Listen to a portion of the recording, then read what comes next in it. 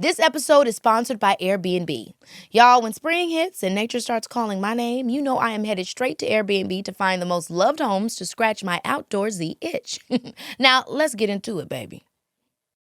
I would scout the hell out of Disney Kids. We have to reconvene on this because the kids need us. Yeah, this is a great idea. We didn't know he was there, and he came backstage, and he was like making sure we were ready for the show. He's like, "You're not nervous, are you?" Nah! We had to introduce TLC, and when we did that, it was just like we were finishing each other's like jokes and sentences. She's on the first song, first episode. You're on your own. That ain't right. I'm in the strut right now. Yes, girl. Today we are in for a treat, y'all. Okay, I'm sitting here with not one, but two beautiful gals today. I'm here with the power couple that is Raven-Symoné and Miranda Pierman. Mayday. Welcome to the show, Raven and Miranda. Oh, thanks for having us, Keke. Keke, you killed our names. Yeah. Okay, I'm happy because I was like, is it Pierman Mayday? I wanted to make sure I did your last name. Girl, I like Madai. Can we just quickly just make a moment out of the fact that everybody in the world has been pronouncing your name apparently incorrect? Like Raven, we didn't know that it was Raven-Symoné. Yay. Yeah, how do you do Raven-Symoné has been my name since I was born, but not even my mama calls me that. And it's okay though. You know, we put accents on things, and sometimes we use that accent, and sometimes we don't. Honestly, it's just easier to say this. It's just easier to say to Simone. But I want to know, like, so what happened? What prompted you being like, yo, by the way, you know what I mean? What made you drop that bomb on us?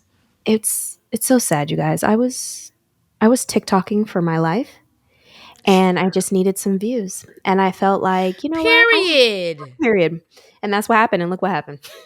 It did everything it needed to do. So I'm here for that. I'm here for a quick little gag for the kids. I was literally on the way to get my hair done, and I was like, I'm bored. I'm early. Let me do a TikTok. Oh, this is trendy. Blah, blah, blah, blah. Such a mess. And it's still going on because just yesterday, our friend Jojo Siwa called. She FaceTimed me and she was like, hey, I was doing these intros because we did an event with her. And she's like, and they kept telling me to say Raven's name as Symoné. And she was like, and I had to put them in their place. I had to correct them. I was like, no, baby girl, that was correct. She's like, what? I was like, yeah. And she's like, what? Talk about a rebrand of a brand that has been in our faces forever. I'm and I just rebranded myself just randomly. But I'm actually, I also think that's actually genius in terms of a rebrand because it's like, yeah, that was Raven-Symoné that y'all knew, but this is Raven-Symoné. Exactly. I got married. I'm Raven-Symoné. We should totally do it, Keke. You should be like, literally. I'm Keke. Not Keke, and I'll be, I don't know what I'd be. But. I'm sure in some countries I am Keke. So yeah, I'm here for that as well. But I'm excited to have you guys here today. Obviously, on the show, we have been talking all about relationships, but specifically kind of how fame and like being in the public eye can affect our relationships, especially if one partner has been in the spotlight for a while. But before we get into it all the way, this is about relationships in general, is what's important to you? What it boils down to is meeting the crazy that you can tolerate or the crazy that matches yours. So as long as you are on the same page and you co-sign to that agreement and you continue to co-sign, I call it also like renewing the lease. Every single day you have an opportunity to wake up next to your partner and renew that lease. And as long as you both are on that same page, you can move forward and write your own rules. And that can be living separately. We talk about that a lot, you know. Forever in the history of humanity up until today, there has been a standard on what a married couple should look like. Man. You guys have to sleep together. You guys have to have sex every week or twice or 3 times a week. Otherwise, it's failing. You guys have to do this. You have gender roles, which I freaking the gender role shit. I can't. It's ridiculous. Yeah. And so, you know, there are fantasies that you feed our female people in our society to make them feel like, okay, this is what my marriage has to be, and if it's not, it's failing. And then that adds more issues when you actually step away from what society says it should be. And like you said, Keke, babes, look what you need, see what you need, and make that relationship a reflection of what you need. You know, there's things that happen in our relationship we're not going to go into, but just on an overall where it's like, Miranda's like, I never thought that this would work. And I'm like, I know, right? But it works for us. It's fine. I also grew up with,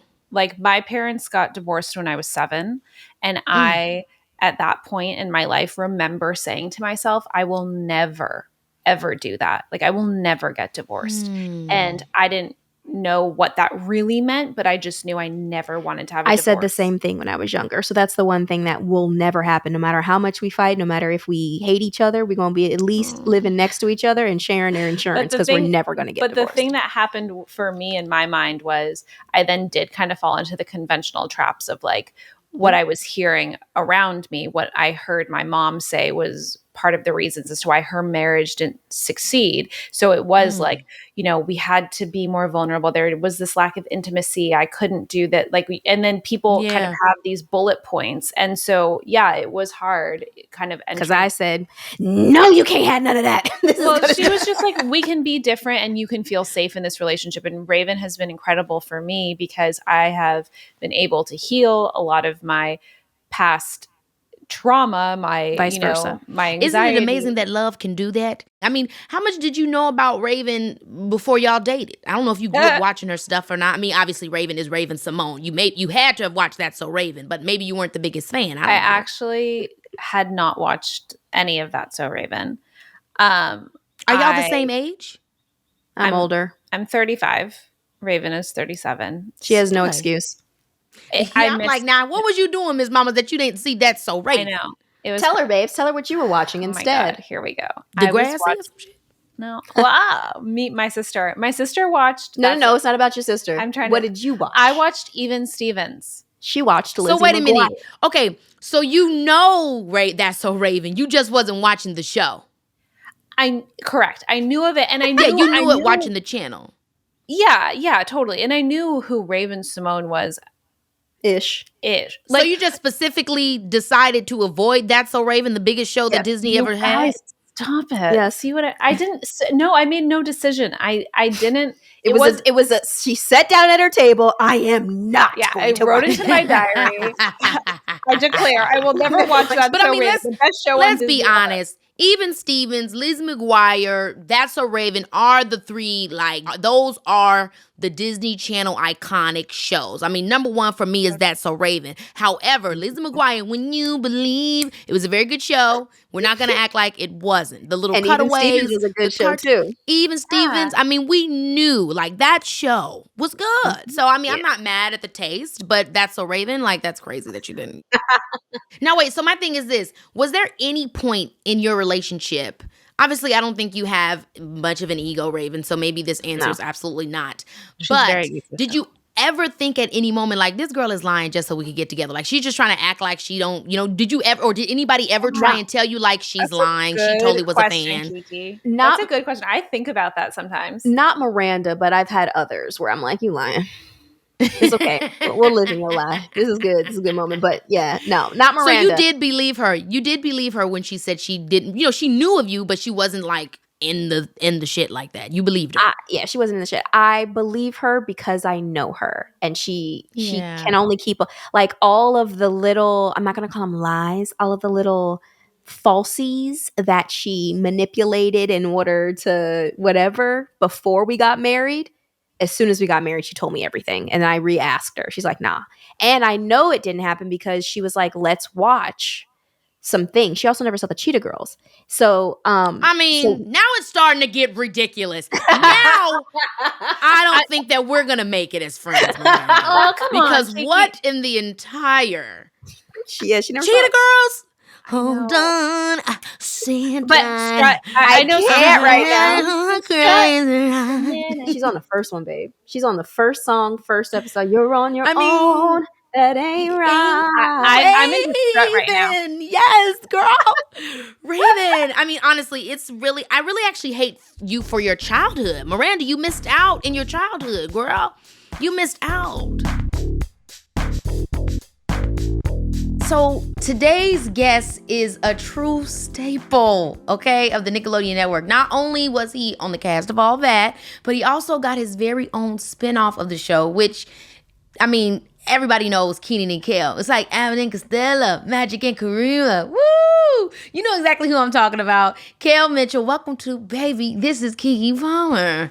Yeah, I'm so excited to be here. Come on now. You know I'm proud of you and everything you do. And I listen to the podcast. So thank you. Thank you for having me. This was up. Oh my gosh. Thank you, Kel. I mean, first of all, aside from you being a Virgo, which makes everything make sense, you also from Chicago. I mean, you are an icon. I literally grew up watching you, imitating you, just loving you. And so many people in our generation and entertainers of our generation, I mean, it's the same thing across the board. So, I mean, I don't even know if you can think about that or how you receive that, but it must feel good to just know that, you know, you've made this impact. Man, it every time I hear people say it, and people that I'm even fans of that tell me, you know, like I'm a fan of yours, you know what I mean? And so when people tell me that, it's awesome, and it feels like they've grown up with us too, and you know we're all family. You know, I call people that watched us, I call them family. So yeah, for sure. This is definitely dope to me, and to still be doing it, you know what I mean? Yes, and exactly, and that's what I want to talk to you about today, because I think specifically for child stars, it's always a transition for us into adulthood. I mean, you know, so I want to ask you a little bit, like, first, let me actually go back. Let's go. How did you get into performing? Ooh, okay. So Chi-Town, let's go back. So south side of Chicago. I was definitely a class clown. I love to just entertain. I didn't know about getting on TV. I didn't know anything about that. And I wasn't trying to be. My thing was I was trying to make everybody laugh. You know what I mean? Right. That was my thing. And so I would imitate everything that I saw on TV. You know, different comedians, you know, Eddie Murphy, you know, of course, John Ritter, because I watched Three's Company. Oh my gosh, like, John Ritter, all the time. Ritter. I want to give him his flowers, you know, rest in peace. But, yes.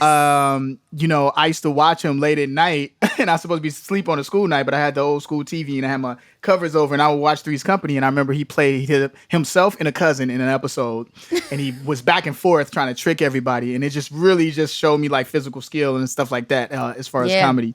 But my parents tried everything. They were like, you know, this kid, I don't want him to get in trouble. He got friends that's on the up and up, and then he got friends that's not on the up and up. And so we got to put him into something. So shout out to my mom and dad. Education was very important to them. And keeping us active and consistently active in programs in Chicago definitely helped us out. Because, you know, they were just like, no, y'all can't just be here idle and getting into stuff. You got to go do things. And theater was the one that stuck to me. You know, ETA, Creative Arts Foundation on the south side of the Chi. I went there for the summer. And I went there for the summer. We had seen theater plays there a lot, but I went there for the summer, and it just changed my life. And I was like, oh, this is what I need to be doing. It was How old were you? I want to say maybe 12. I was about 12 years old. And then also, too, around the same time in 8th grade, we used to put on talent shows at Rosen Christian High School, right? And so I was there, and I wanted to be MC Hammer. So I played Martin Luther King, and I played MC Hammer. Not Martin and MC Hammer. I did, right. One scene I was Martin, and then at the end they let me close out and do Too Legit to Quit. And when I tell you, I really thought I was Hammer. like my sister. Right. My sister's a beautician, so she cut my hair the right way. I had all the parts, and I had like, I want to say 15 dancers behind me. You know what I mean? And because, you know, he came with the crew, and we went in, and people really thought I was, to this day, I got homies that was like younger than me that were at the school and was like, yo, I thought you was Hammer. Like, you went to But that's when they knew. They like, yo, this kid needs to be in something, my family. You know what I mean? So, yeah. How did you get to all that auditions in that in-between time? You was doing theater. You had already kind of been playing around with professional performing. But then here comes this big audition that I don't even know, Nickelodeon was big at that time, but obviously I associate with Nickelodeon's blowing up on your entrance. So what was your understanding of Nickelodeon at that time? So I remember when it came along, it was like, I think like Clarissa Explains It All and Roundhouse, but all that changed the game. I mean, you didn't know Kenan before then, did you? Or did y'all met on the All That set? We met on the All That set, and where we saw it was we did a sketch called Mavis and Clavis, like in the first season. And we had to introduce TLC. And when we did that, it was just like we were finishing each other's like jokes and sentences, and it was just working. And then, you know, he's from Atlanta, I'm from Chicago. Our moms are like just like twins almost, you know what I mean? And so, and they still cool to this day.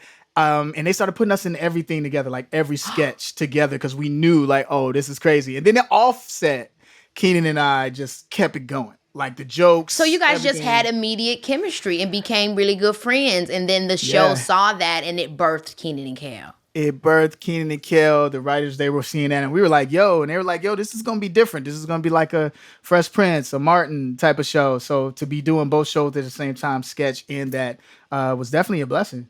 I think, again, what you're talking about with like all that and just the entrance into Kenan and Kel was like, that was the first time I seen Black representation, that felt so authentic. And then not only so authentic in what was around me, but also like happy and just good family. Like you and Kenan, y'all were so damn cool, but it was never anything like crazy. Like when I look back at the show recently, I saw like Malcolm X on the wall, Martin Luther King, Tupac. Like there was so much positive representation, not only in the actions and the vibes of the character, but also just the way the aesthetic of the show looked. Like there was so much Black pride put into it. And I imagine, was that just because of that being how you and Kenan were and the producers and the writers being inspired by that?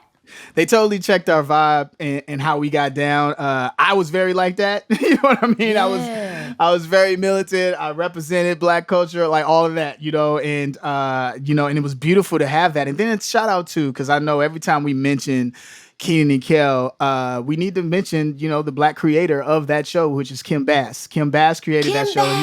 He also created Sister Sister at the same time. So you had Sister Sister and Kenan and Kel. And if you look at Sister Sister and Kenan and Kel, there's some parallels there because he created both shows. Absolutely. And very much so was it Black. It was like wholesome Black pride. They had culture. They had swag. They was talking about the things that everybody was like, oh, this is cool. This is fly. But there was like no degradation.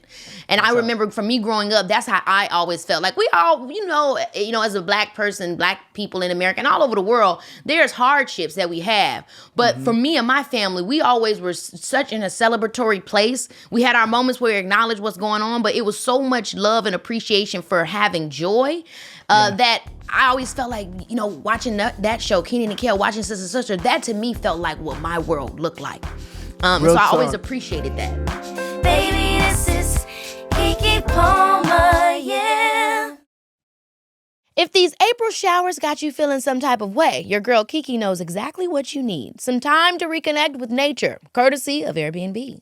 Whether you're craving a mountain escape where you can literally touch the clouds or need to get your zen on in a desert oasis, these homes are giving return to nature realness in the best way possible. This time of year, I start getting antsy. Y'all know I've been working hard these past few months, and baby, me and Leo desperately need some time away. So what's a girl to do? Take myself on over to Airbnb to find a guest favorite home in the middle of nowhere. Right now, I got my eyes on a cute little cottage tucked away in the forest. I gotta make sure that the place is private, well-stocked, and cozy for the gods. Bonus points if it has a crystal clear view of the stars and a lake where I can get my fishing on. And if you're like me, Airbnb's got you covered whether you're trying to escape the mountains, forests, or yes, even the desert. We're talking authentic experiences with more space and more privacy in the most magical locations. Book your next adventure today and let nature do its thing. My guest today is an actress, producer, and entrepreneur who has been breaking barriers from a young age. You probably know her from her role as Diane on hit show Blackish or as the youngest executive producer in Hollywood history for her film, Little. She's continuing to make waves with her production company, Genius Productions, and her latest project, Saturdays. Marsai Martin, welcome to the show. Hello. Girl, like I was saying, I feel like every time that I see you, I only get like 5 minutes here and there. This is our first time being, sitting down and getting into something. Sitting down and talking, like for real. No, I'm excited. I mean, how have you been? Like I was saying, you're only 20 years old and you've already accomplished so much. I mean, how did you feel approaching all those different roles? Did it ever feel like too much or kind of like your birthright? Oh, man. I think it's like my birthright, honestly. I think it's something that I just do for fun, just to have a good time. I always look at either like a script or just a certain project and I'm like, okay, like just let's try it out. Let's do it. I think like my parents always tell me like if it doesn't become fun for you anymore, we can move on to the next thing. And I think that's the beauty about just being young and being very experimental with the things that I do. And I think that's just always been the goal. And having encouraging parents, because my parents used to say that same thing too, where if it ain't fun, then don't do it. And that kept kind of the pressure out. Even though you do feel a little bit pressure as a child entertainer, it helps to balance it. So how did you get into entertainment? And where are you from? I'm from Dallas. I'm from Dallas, Texas. Yeah, little Texas, baby. But yeah, I'm from Dallas, Texas. I started modeling when I was like little, but I started acting when I was 5. Okay. And Raven-Symoné. Yeah. Just a little young. Just a little bit. And of course it was like model work, like print and all of those things at first. And then it grew into something bigger. And then one day it was a lot. We took holiday photos for my grandparents back in Dallas, and the photographer was like, I will give you guys a discount if you take her to this acting class. So that was pretty much like the start of it for sure, which was Kathy Sullivan. And hey, Kathy. Yeah, that was the beginning. And I mean, we only did just a few sessions. And from there, I got my LA agent from back and forth from Dallas. Yeah, back and forth from Dallas. So y'all never officially moved until maybe you got Blackish? Was that it? It was, I think, if I'm not mistaken, it was like about a year or so before going into Blackish. And I remember my agent back then on CESD, Melissa Berger. CSD, I always remember as a kid. Oh, man. That was the agent. It's like, that is so nostalgic the now kid looking at agency, it. CSD, you knew a kid was serious. Yeah, you know a kid. If they had that agent. And voiceovers, tell me. You know a kid is in the studio working. Yes. Right now as we speak. Yes. So Melissa called my parents and was like, it would be just way better if you guys would come here, and meaning LA. Yeah. And it was just like, it's a different energy from, just recording tapes versus when you're actually in the room. So then my parents sat me down. At this time, I'm probably like 8. Okay. And they're like, are you sure you want to do this? And I'm like, yes, And all the trust that they put in me when I was just that little is exceptional. And it is. From there, I mean, it was such a process. We moved to Huntington Beach first, which is still very far from LA. And so different from Dallas. You went from no water to water, West Coast, super vibe. Yeah, but both of my parents are from LA as well. So it's not like we didn't know like the space. My grandpa lived there at the time in Anaheim. So it was still very familiar. But obviously it was like auditions used to be in like the heart of LA. So we would be driving 2 hours like there and back. No, for real. And my dad was still working at the time. It was a lot. And it was always me and my mom doing auditions. And my dad would be, was a car salesman. Period. So cars. That's where you got the talent him. from. No. Right, no, yeah. The charisma. Yeah, so I would see him. I would only see him like really at night. But my mom eventually was like, it's 10 toes down. Like we got like, so eventually it's a family business. Yeah, eventually he let go of his job, and we all really just put our best foot forward into anything that we did. And that's right. Fast forward to now, we have our production company, and of course we are co-workers in a sense. But now we just love to create. We love to create different things, whether it's just projects on TV and film, but also just things that build community outside of that, So I think it's just been an amazing, amazing journey. And it's just, I relate to so much of what you're saying. The way that I see, obviously I love entertaining, but the way that my family and I saw it, especially with all the sacrifices that you have to make in order to be in this business, we saw it as a family business. Absolutely. And we all knew the roles we had to play, even if it seemed odd or different to other people. Because when people are like, your parents ain't got no job, it's like, no, this is their job. No, this is it. Running my career. Exactly. This is, we're all in this together, hashtag High School Musical. Oh, for sure. So, and you still see a lot of like child actors now that will go to these events, and I don't know if you've seen it, but like they'll go to these events without their parents, and they'll be there with their agent or their manager because they think that's how it's supposed to be. Right. But literally, everybody knows, like, and you see me, you see either my mom, and you see me, you see my dad, like. It's a thing, and it doesn't matter at what age, but it really just. It's a security thing, It's like you want to be in these rooms. Your back. And they got your back. And they built my damn brand with me, so why would we stop now? Absolutely. Yeah. Absolutely. So let's talk about Blackish, because that's when I was first introduced to you, and I'm sure a lot of the world, because that show was huge and, always going to be huge in our culture. What was that experience like for you growing up on television? I mean, how old was you when you started and how old was you when you ended it? Ooh, so I was 9 when we started. Wow. Yeah, and I was 17 when we ended. Dang, girl, that's so special. Yeah. We have Tracy Ellis Ross, Anthony Anderson, Lawrence Fishburne, Yeah, Deion Jennifer. Cole, Yeah. Jennifer. I mean, working and growing up with icons. Mm-hmm. In both drama and comedy. Yeah. What was it? I mean, you probably didn't know initially, but then maybe by the time you were 17, it hit you? Honestly, it didn't really hit me until the show ended, if we're going to be very real. You know, I think because I saw these people as like my family, you know? Sure. And of course, I knew Tracy from Girlfriends and like Jennifer Lewis playing Mama Odie. Like, Did like you see Kangaroo Jack? Yes, I did. I used to love that as a kid. I did. And it's actually hilarious because I saw it when we were still in the auditioning process for Blackish because I didn't know. I'm not going to lie. I didn't know what that was. I mean, seriously. Yeah. I was like, I don't know what that is. But I watched it and of course I knew Anthony. So yeah, I think it was just like such a cool family dynamic. And it was one of those things that like, you don't really know what you have until it's gone. Yeah. And I think it was like, oh, it was so Special. fun. It was very, very special. And it like a lot of people called it like a unicorn set because of how loving everybody was, like from the cast, the crew, the writers. Like it was so much passion behind the project. I think those are really special because even if you do a show where it's like, it doesn't have to be one extreme or the other. A lot of times it's just in the middle. We come to work, we're professional, we leave. Exactly. It's not always that you feel like, you're my family for real. Yeah. So when that happens, it does do something different to you. You know? Absolutely. It feels like you're at home. Yeah. So the show ends, but you continue to know what you're going to do right after that. I mean, your production company had already been started, or did you start it at the ending of the show? No, I actually started it after Little, which I believe was like season 4 or 5 of Blackish, if I'm not mistaken. And you were how old? I think I was 13 when we started filming Little, but I pitched Little at like 10.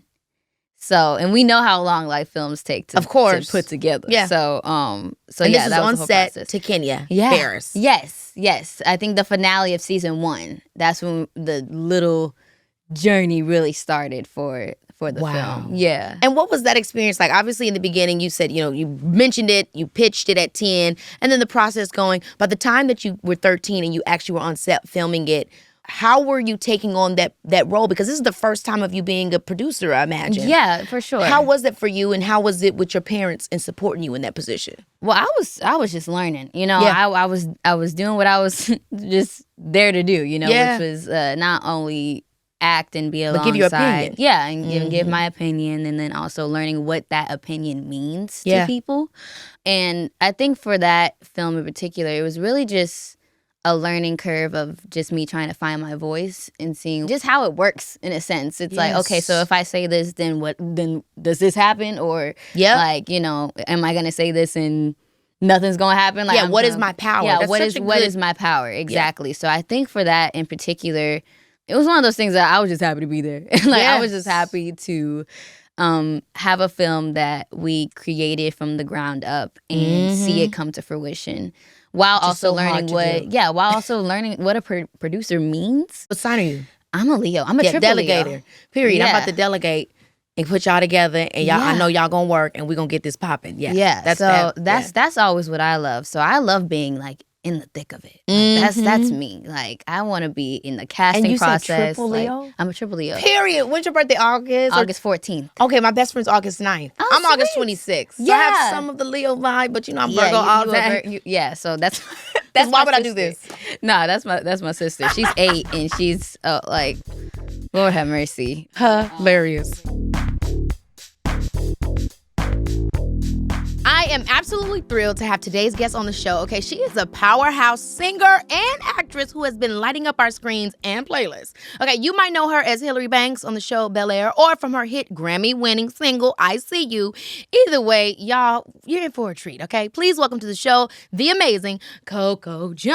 Yeah. Coco. First of all, we was just kikiing about the Capricorn Virgo energy that's going down. I don't know what it is in my life. It's just a consistent. So I just feel like we just go together. I just love Capricorns because they're a vault. They're going to keep a secret. They're going to hold you down. Real. Very ambitious, laid back, cool in the cut. They're about their business. Real. But you know what? I think we have such like such a strict, rough energy that it's like with our friends, sometimes we like, okay, I need to soften up because I'm like, why don't you get that? Why wouldn't you get it? Like, how is that not clicking for you? It's true because I feel like sometimes y'all seem robotic, but it's because y'all are reserving the emotions. You know what I mean? That part My sister's like that. She's that a part Capricorn too. as well. It's rough. I'm like, I'm feeling you, but I'm just like, what's the solution is how I'm thinking for it. But I'm feeling you. It's rough. Well, I mean, we've known you for years. Obviously, I always talk about, because you were in this movie with Tyler James Williams and also Trevor Jackson, two of my guys, and Let It Shine, which was a huge hit for Disney. That's when I first met you. Yeah.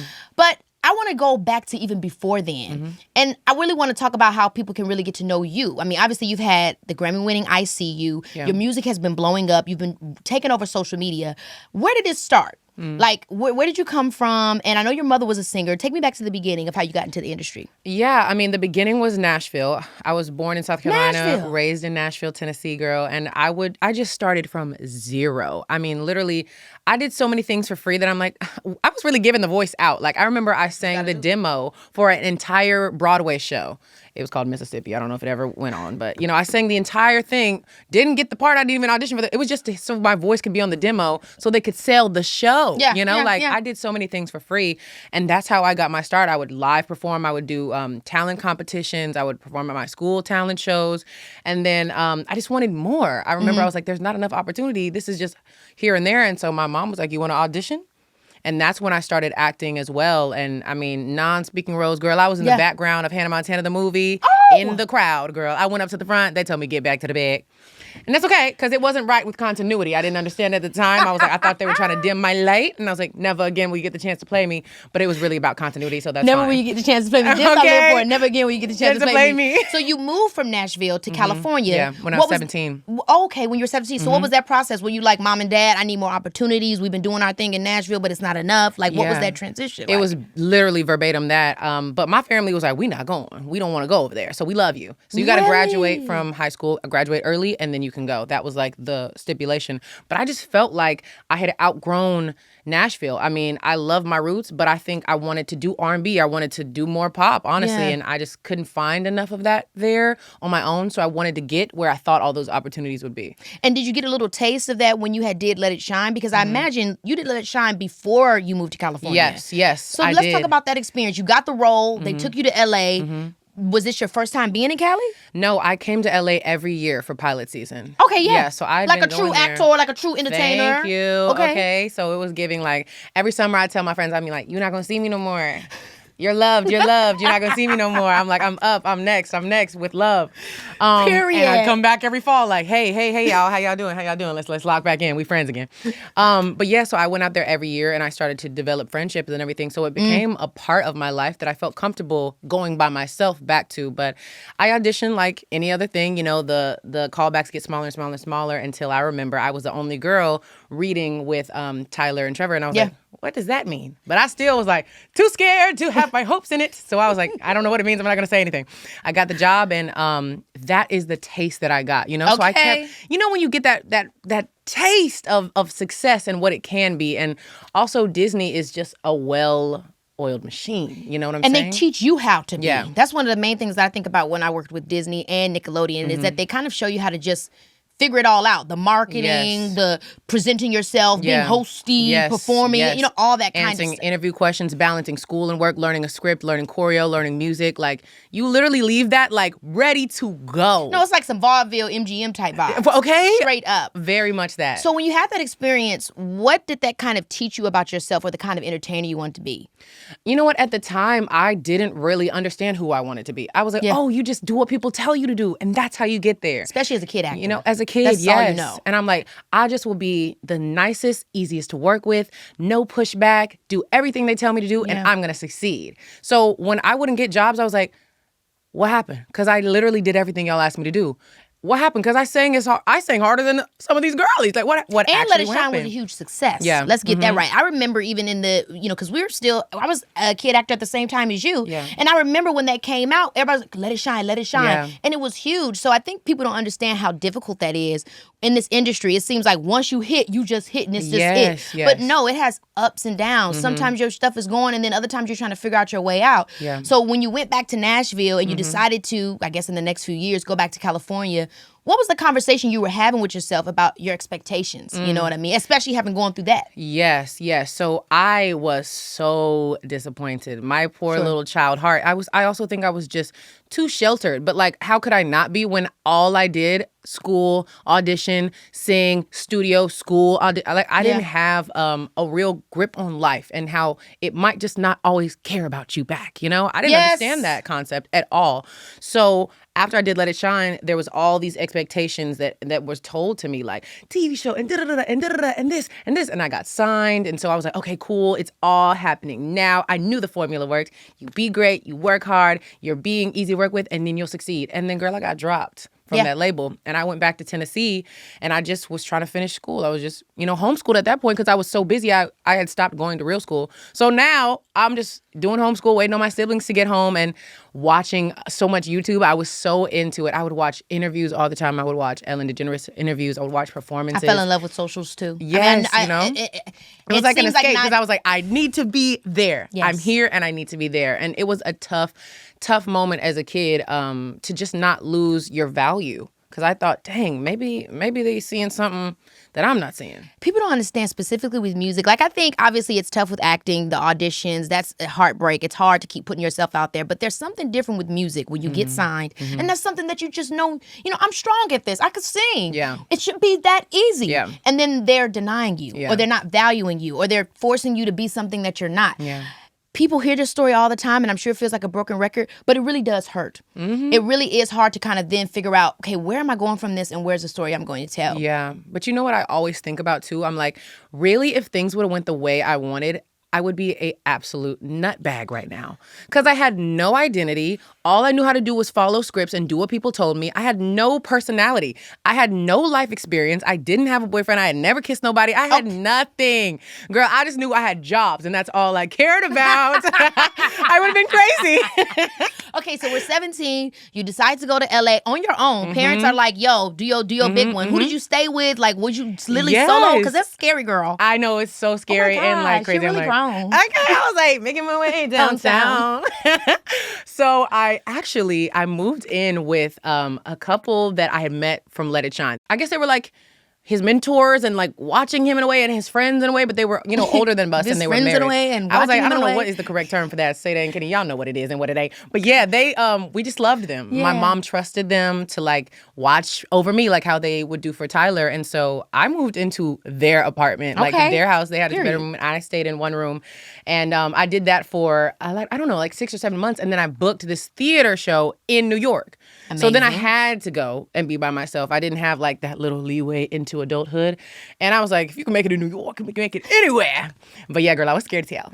Oh my gosh. Okay, so it's like all these different things. We have Nashville, then we have you moving to LA, then you had to move to New York. Yeah. Now for me, when I moved to New York, also doing theater, I feel like it changed my life. Yeah. Like it literally changed my life. I was 21 at the time, and I think it was the first moment for me, especially just performing so much as a kid. And I stopped going to real school in 5th grade. I was like, wow, so people care about things other than entertainment. Because in California, that's all anybody cares about. That's all they want to ask about. I don't mean to say it so cliche like that, but it is a big part of California. I mean, nobody's there to make friends. They're there to make it. That's so true. They really don't know how to like make friends. And so when I went to New York, it really allowed me to kind of explore different aspects of myself that I think really did help me discover even more for myself what kind of artist I wanted to be. What age did you move there? I was 21. Oh, okay. And I stayed there just for about like 6 months. And even in that 6 months, because everybody had other interests, like I could get into a different subculture. It wasn't so entertainment focused. Even though I was doing Broadway, which was entertainment, it was different. And so I just felt like, I don't know, it gave me an opportunity to find myself. Yeah. Baby, this is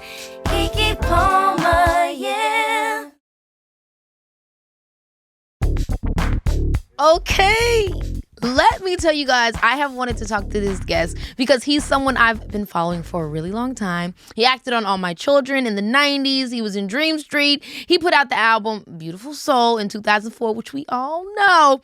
He's been making beautiful music ever since. Please welcome Jesse McCartney. Welcome to the show. How are you, Keke? It's nice to meet you. Oh my gosh, it's amazing to meet you. I love you down. I've been a big fan for years, and it's so nice to have you on the show. How have you been? What's been going on lately? I've been well. Things have been going great. I just got off tour about a month ago. I put out a new EP just a few months back and been back in the music game now for a minute, and things have been going great. Traveling a lot. Been home for the last few weeks, just kind of settling in. My wife and I are doing some construction on the house, so a little bit of trying to balance a little bit of home, personal, exactly, and a little bit of business. Exactly, a little bit of domesticated life, as well as traveling and touring and performing music. So and are you from LA? Are you from Cali? I'm from New York. Oh, come on, period. I grew up in New York. Yep. What part? I was born in Chelsea, and then my folks moved to White Plains, like 40 minutes outside of the city, raised a family. I feel like I do feel that East Coast energy from you. I feel like that totally aligns. It's still there for sure. Yeah, I feel that. Now, I mean, obviously for me, one of my favorites from you is Beautiful Soul. I have to ask you, how many times you get stopped in the street, or do people just come up to you and sing that? Because I've been singing it getting ready all day to talk to you. I'm like, I don't want another friend. It's too good. I do. That song has just been such a blessing. It's 20 years old this year. So we released it in 2004. So it's now marked the 20-year part of my life. And it's incredible. It's really exciting now to see a whole new generation of young people sing the song. Yes, like I said, I got off tour. And so there's been a lot of like Gen Zers and even younger, like millennial moms bringing their babies to the show that are now singing Beautiful Soul. So that song has definitely come full circle. And it's that record has definitely given me so much. Okay, so I want to talk today about reinvention, because you're somebody like me that went from, you were a successful child star, then we're in a group, and then became a successful pop star. Mm-hmm. So I want to just go back to the beginning, going from you being a child entertainer.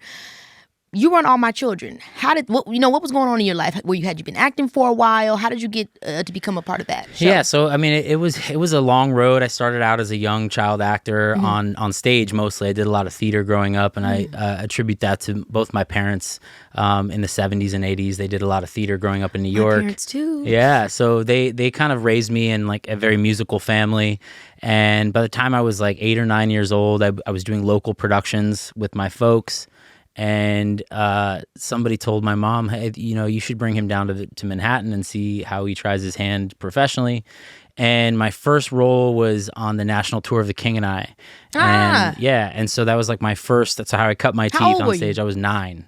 I was 9 years old, little baby Jesse. I got my start at 9 too. Yeah. And then that sort of snowballed, and I did what every young child actor does, goes to auditions in the city. And I was auditioning for, Cinnamon Grams commercials and, Charmin and Cha-Cha-Cha and doing all the things. And then eventually my first TV gig was on All My Children. I was like 11 or 12. Yeah. And I got to work alongside, Susan Lucci and Michael Knight and Josh Duhamel and a lot of big actors that came off that show much later. And I was on the show for a few years. And then, things just sort of took off from there. But it started in New York on the East Coast. How was it working on that show, especially coming from doing mostly stage to kind of getting into TV? It's a different vibe. What was your experience like? It's incredibly difficult. The soap world doesn't get enough credit for the amount of work. And really? I feel like, first of all, it's pages and pages and pages of dialogue that you have to memorize. They shoot an entire 50-page episode every day.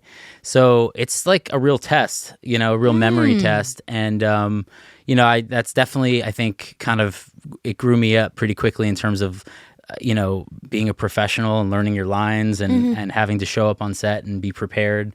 And there were a couple days I wasn't, and I really, I got hammered for it. It was like, hey, you got to know your lines when you get to set.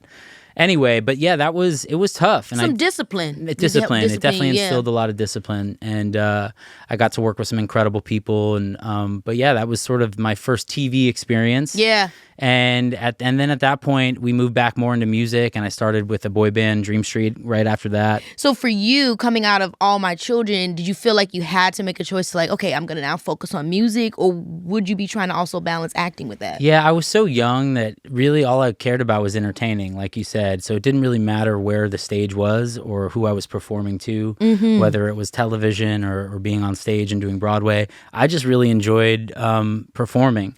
Yeah. And, I did grow up singing and acting. I felt like I could kind of jump around from one to the other. But eventually, when you really want to get great at something, you kind of have to put all of your eggs into one basket for a little bit of time. It's true. And so that's when... At least for some chunks. It's true. And so that's when the music thing started sort of presenting itself as like a full-time job. And I started writing and started making music and sort of, building this this career as a young solo artist. So how did Dream Street come about? Like, was this a producer you knew? Did your parents help put this together? How did y'all become a group? Yeah, so Dream Street was like, right on the heels. I remember that too, baby. Do you really? Of course. Yeah, I mean, it was such a cult little following. I mean, we really started growing in like the tri-state area of New York, and that's where we built our fan base. And we were popular among like young Disney fans, right? Because we were on Disney radio back in the day. Because that's maybe down. That's it. That's it. Of course, you got it, man. You know. So yeah, I mean, Dream Street was put together. We were right on the heels of like NSYNC and the Backstreet Boys. And I think that the producers were trying to create this new boy band. I was 12 years old, 13. I'm about to say, y'all were younger. Y'all weren't, really it was kind of really for getting the kids. Yeah. Much younger. And they had like a cattle call of like, hundreds of boys that came in, auditioned, sang, danced. And I was never a very good dancer. So I was sort of like leaning on my vocals to get me through. Vocals was always strong, though. We just need a little rock. That's right. That's it. So we did that. I was, we were together for a few years and we got pretty far. I mean, we ended up opening for Britney Spears at one point, and like Insane. which was amazing. And then the band dismembered after, I don't know, a few years, but that was sort of the stepping stone and what would become the beginning of like this new solo career. So go from All My Children then to be in this group and then thrust it into touring. I don't think people understand like how difficult touring is. Like the few times that I've had my experience with touring, and never any like, I'm thinking about Britney Spears. You probably guys went everywhere around America. Everywhere. That's a pretty heavy duty tour. Yep. That's a lot of work as a kid, but you loved it. Was touring something that came easy for you, that you enjoyed, like all the traveling and kind of being away from home? Well, then for sure. Now at 37, let me tell you, it's a lot harder. But yes, no, it was something that I just, like I said, I was with a bunch of guys who I enjoyed being around. I was with my people, it was other young people who enjoyed performing and singing, and how a lot of young people get on sports teams. I was a part of this like music group, and it was a community that I was comfortable being around. And you do grow up fast because you're traveling and you're working alongside mostly adults, who are pulling all the strings. But yeah, it was. I just have nothing but great memories of those times where you're traveling and you're opening up for pop icons like Britney and Justin, actually Timberlake, came backstage during one of the shows. And he, we didn't know he was going to be there. But at the time, of course, NSYNC was like our boy band hero. Of course. And we didn't know he was there. And he came backstage and he was like making sure we were ready for the show. He's like, "You're not nervous, are you?" We are now. And he's doing all of our moves with us and like doing 5, 6, 7 backstage and just kind of getting us ready for the show. But it was like one of those moments of like, oh, we're really doing this. We've made it, And Britney's one of my faves. How was it being on tour with her? It was great. I mean, we didn't see much of her. You know, most opening acts, you know how it goes. Like, very in and out. They're in and out. You see them once in a blue moon, like walking down the hallway. But she was lovely. She was super nice. And I think we were on tour with her for a few weeks. But I just remember performing in front of like tens of thousands of people every night and just thinking like, insane. This is definitely what I want to do forever. This is amazing. This is Keke Palmer from Jump In, and you're watching Disney Channel.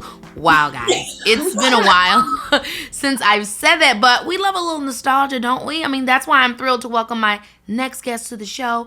You know and love their music, and they definitely know a thing or two about Disney Channel. Please welcome to the show, Aly and AJ. What's up, girls? Hi.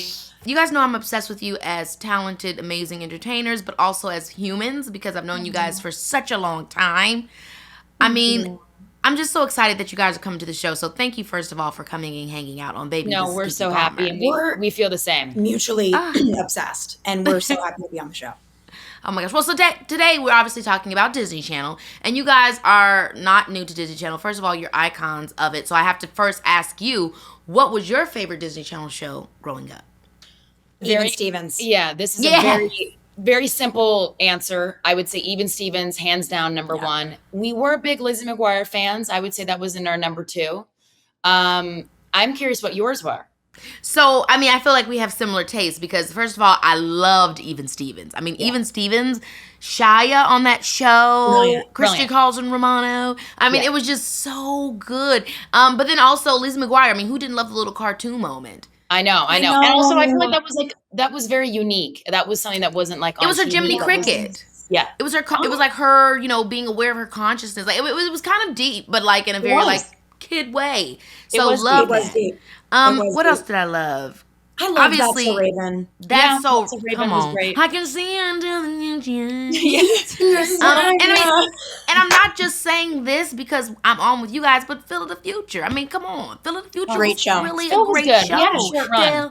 Phil of the Future. The future. You know it. First century. He's a 22nd century man. Yeah, he's a 22nd century man. I really love that show. Yeah. Oh my gosh, that's so crazy. Well, I mean, so we have Disney Channel shows, obviously, but then we also have DComs. So what was your favorite Disney Channel original movie? I mean, you could pick your own, but... No. I don't think ours is Ours that good. honestly was not that good. Although we were laughing because The Ringer did some like breakdown of like 50 best. And we were like 48. And I was like, okay. That sounds about right. We made it in there, but it's not the top. We really loved Johnny Tsunami. You guys love Johnny Tsunami. Yeah. Loved. Is always that hated controversial? Johnny Tsunami. I think mostly guys were always like, Johnny Tsunami. I always was like, no, Johnny Tsunami's a boy movie. I was just so regular. I think we liked the boy ones. I think we liked some of the boy ones. Brink. I was about to say, did you like Brink? Yep. Loved Brink. Yep. Oh my God. Motocross. Y'all loved all the main, that was like Disney Channel being like, these are for the boys. Yeah, totally. And we were like, and us. I love Don't Look Under the Bed because I felt like Disney was trying to be like goosebumpsy. You remember it was Don't Look Under the Bed really I remember that. Yep. When it was like about the boogeyman. I loved that one. It was kind of scary to me too as a kid. Love that one. I loved, can we just talk about Smart House? Smart House. Love. Come also on. such a good idea. Katie Seagal. Yeah. Unreal. Come Katie on. Seagal. Smart House killed it. Who else killed it for DComs? Well, I'll take you back. There was a really, really, really old school one that I loved that starred, oh my gosh, it was the girl from Grey's Anatomy. You're going to know her name. Katherine Heigl. Wish Upon a Star. Wish Upon a Star. That's a great one. Also, that is for the girls. That is not for the boys. So, as you can see, like, even though I'm very, like, I'm totally, like, masculine, too, at the same time, for whatever reason, the Disney Channel movies I loved always were the super girly ones. Smart House was kind of in between, but, like, Wish Upon a Star, honey, Life Size. But is Life Size a DCom? Wait, was Life Size technically? No, you know what, guys? I don't think Life Size was a DCom. I think it they wasn't. just played on the channel. Life Size and Wish Upon a Star, I believe those were both purchased. I don't think those were original DComs. Wow. You got to IMDb this to get to the bottom of it. They were bought, like when a movie is bought for like Hallmark or Lifetime. Also, yes. I wonder who really made that movie. I got to look that up. Also, I feel like another one of those movies was, do you remember that the President's Daughter one? Oh, My Date with the President's Daughter. Yes. My date with her. Girl. Yeah. Why did I do the note? I'm too much. Yo, that movie was, I have to ask you guys, do you feel like the Disney Channel that we grew up on is the same Disney Channel that the kids are watching today? Absolutely not. It is dead. No. Sorry. Absolutely not. I just think, well, first of all, I think a couple things. I think one, oh my gosh, it was like fresh and new, and they were doing something exciting in that like space of television. It was so good. And it was great. And like the slow, did you ever do one? Well, Slow jump? The slow jump thing. Were you ever in one of those? I don't think I did the slow jump. I also didn't do the you guys did the actual. No. AJ never got one, just me. Only Aly. You know why? Because you had to have a TV show. I think so. That's why. If you didn't do a TV show, because I never did a TV show. I did a DCom, but I never did a TV show. So if you had your own show. So once you do that, then they let you do the thing. But that was the one thing. Even Proud Family, and then you're on the jumping. Proud Family didn't technically count. Yeah. Well, Proud Family, I'm on the new one, not the old one. Oh, that's right. I know, and they're crazy. Although you should have been on the original. Yeah, that would have been insane if I was on. Oh my gosh, I'm so happy that I'm on the new one too now. No, that is surprised you weren't Penny Proud. Like that was Kyla Pratt. Shout out to Kyla. That was Kyla Pratt. Shout out to Kyla. She's really good. She's great. I know. Too. You know her, Dr. Doolittle, Love and Basketball. Right. No, of course. She's amazing. So I agree with you guys. I actually do feel like the Disney Channel that we grew up on is not the same. And for a while, I was kind of thinking, like, is it just because I'm an adult? You know what I mean? You know how that is when you're like, oh, maybe it's actually me. Like, I'm not a part of the current generation, so I don't, like, get it. But I do think it's different. And I wonder, like, I don't know. I think when I think about the late 90s and the early 2000s, the version of Disney Channel that we grew up on, I agree with what you guys are saying, where it was, like, it was fresh, it was new. But then I also feel like it was also like not talking down to the generation. Like I feel like it was comedies and it was funny, but it was also talking about real issues. I agree. So now I gotta ask you guys. I mean, I know this could be controversial, but I think you gotta ask it. Were you always a Disney kid, or were you a Nick kid at a certain point? Always Disney. Always Disney. And it's funny because from little. Because really? From little kids, we were always obsessed with, especially me, like with Mickey Mouse. Like that was like a thing. Would cry at Disneyland when she saw Minnie. Oh yeah, it was like excitement cry. Yeah. Now to talk about Mickey, you're an original Disney kid. Right. Yeah. No, you're right. That is true. You are original Disney kid. That's an original Disney kid. We still watched Nickelodeon. Like I remember we would watch honestly the things that were like our shows on Nickelodeon was like some of the cartoons, old school cartoons, like Rugrats and Rugrats and Recess and those ones, you know? Yeah. And then honestly, all that. Absolutely girl. Obsessed. I mean, which I know you love.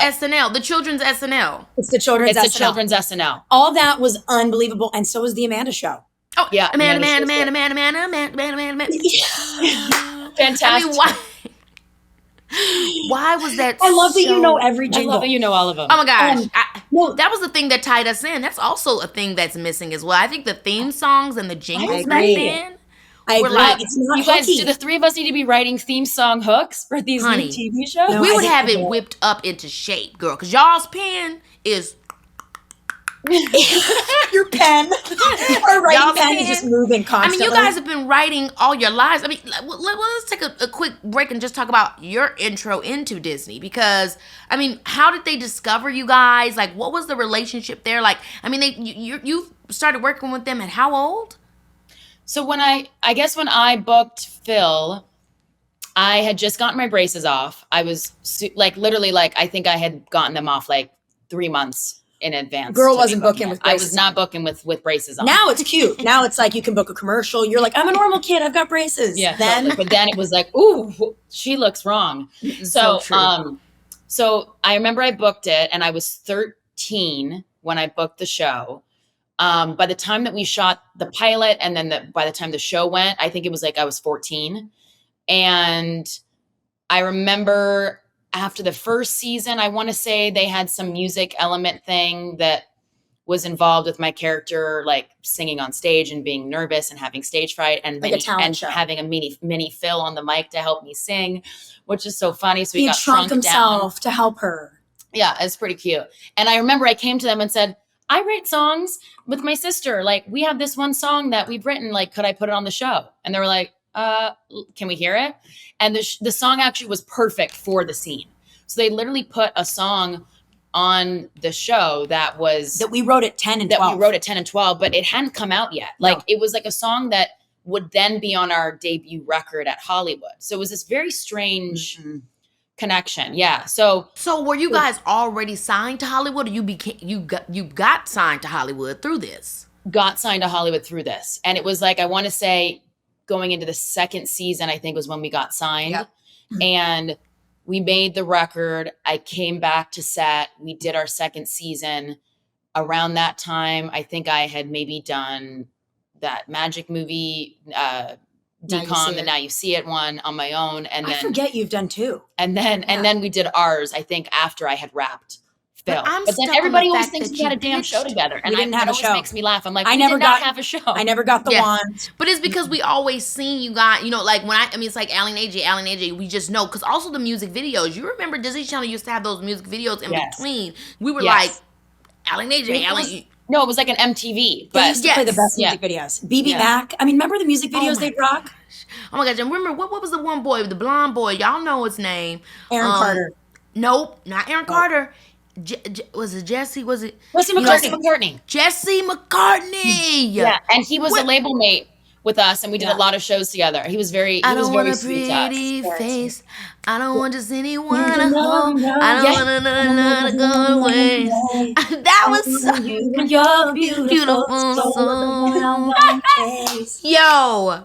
That is insane. I think that is so song. cool and so impressive that you guys so young were literally like, hey, you know, advocating for yourselves in that way to the point that you actually got a record deal and was able to get your music into a Disney show. I think Disney is interesting in that way that, like, if you push things to the forefront, like, I think about it with my career. Like, I started doing stuff with Disney, just did DComs, and then slowly started doing hosting for them. I ended up working in their news division, and it's like in Disney, it's interesting how you can grow, I think, because they have so many different tentacles, you know? I agree. Yes. I agree And with I that. feel like It still helped us. Like to this day. 100%. Yeah. Like it still follows our career in a way that's really kept an umbrella of people around our music and our acting. It's amazing. Well, It and is. I believe that it's one of those companies where, like, yes, there's people can have like a great experience there. They can have a bad experience. It can be a mix of all of it too.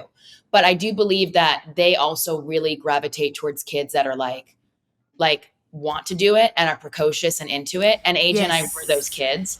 We weren't, thank God, coming from a family where our mom and dad were pushing us into the spotlight to do this, to like pay for the bills. Not that that also makes sense at some, you know, point. I'm like, I get it. Maybe your kid is like helping you keep the lights on, and that's a tough responsibility to put on your child. I mean, being a child actor, it can go either which ways. You're right. It can be stressful, or it can be just completely and utterly fun, and, you know, the kid's a brat, you know. But for us, it was really, it was fun. And so it wasn't like we're doing this because you kids have to like make money for the family, thankfully. And the funny thing too is that like, even the fact that like how I auditioned for Phil of the Future was all because I was in one of those, and you know, all these old school workshops, because I 100% believe that. Tell me about the workshops, because I need to know about the workshops. What does it look Donna like? Jean Goheen. Donna Jean Goheen. Donna Jean Goheen, baby. Not Donna Jean Goheen. Come on, Donna Jean. Come on, Donna Jean. She was booking the kids. key. And so they would do workshops, and you guys would go in. And and that's what they scouted. Kids. And I was in one of those workshops, and she was like, I think you'd be really right for this show I'm putting together for Disney. Wow. I think that's also missing, guys. Now we might be getting to the root of it. They don't have a lot of those people anymore that are going out there, hitting the ground, and finding the real kids. Yes. You know what I'm saying? Yes. Right. Like, it's not just a kid that's like an actor kid, but a kid that's like wants to do it and is fun and has these little quirks and is like and is a real kid. Yeah. That I think is so important. I wonder what the missing piece could be to that, as to why those workshops don't happen as much anymore. Do we need to all form a threesome of a workshop between the three of us, and we are casting this shit out of these kids? We would nail it. Scout everywhere. I'd go to Eureka. I'd go to Ojai. I'd go to San Diego. I would keep it fairly local, but I would scout the hell out of Disney kids. We have to reconvene on this because the kids need us. Yeah, this is a great idea. Do you guys remember the Disney Channel games, like the website and the games, like Lilo and Stitch, Hamburger Stack, and all that? Did you guys ever play any of those? Yes. Loved the and games. by the way, we were obsessed. Like, which is funny because I used to go on to DisneyChannel.com. I used to go on to DisneyChannel.com on our parents' every computer night. Yeah. Girl, and play games. I would be playing the Kim Possible game. That was also a really fun game. Like, it's so insane to imagine like all this nostalgic stuff, and it makes me wonder, like, what is millennials' obsession? What is our obsession with nostalgia? Is it like, does everybody have this obsession with nostalgia? I mean, I've never heard Gen X be like, oh my gosh, remember when? But I mean, maybe they do. I just feel like we're obsessed with nostalgia in such a like aesthetic-y way. Like, it's like a part of our DNA. I'm just so curious as to why is that? I don't know. I think it's a longing for the past to grab your childhood again. Like, maybe we're all just really sad being adults. Too, I think it's a little bit of that. Like, we all were still a part of that pre-internet era, or like really heavy internet. You know what I mean? So I think that's a little bit of it too, is like being on your parents' computer, and it's like, but you didn't have like a cell phone. You know, you didn't have Twitter, you didn't have Instagram. It was like you go on that like PC, we had and be on there, or Dell or whatever, you know, and you were on the computer, and it was like, okay, you have your 30 minutes are up for playing games tonight. Like, it was very wholesome. You know, one thing I was really sad we were never a part of was Disney games, as in the game challenges that people We never did that. That I was really sad. They never called me either. I want to do the Disney games as well. I feel like we would have crushed it. That's why they didn't invite us. They knew we would have been eating them kids up. Correct. They're like, don't bring them. They're like, no, those girls are going to kick way too much ass. Baby,